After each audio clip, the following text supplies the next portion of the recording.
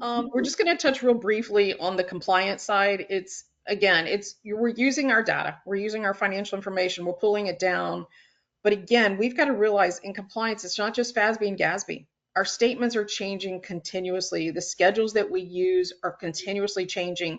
Being able to update that with the data all the time in real time. If someone makes a journal entry, I'm like, oh, wait, now I'm almost out of compliance with FASB or GASB, or I'm out of compliance. Okay, I worked at an airport, PFCs. Am I not in compliance with that grant? Am I not in compliance with what the FAA is wanting? I can react to that faster before I need to report to them.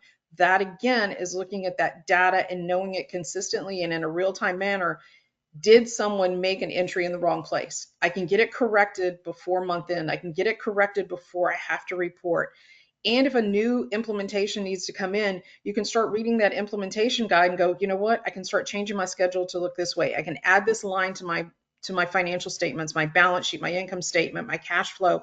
I can make those adjustments ahead of time, seeing what the risk is and what I'm going to need to do to make that implementation.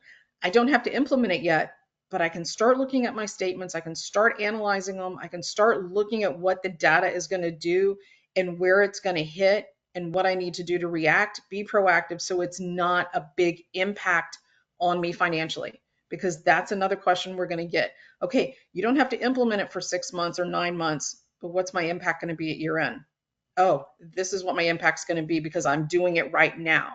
And that's the key, being able to do things right now with our data and looking at it and reacting to it. Again, you mitigate the risk, but I'm still being compliant. I can still look at my reporting and it's not just giving everybody what they need.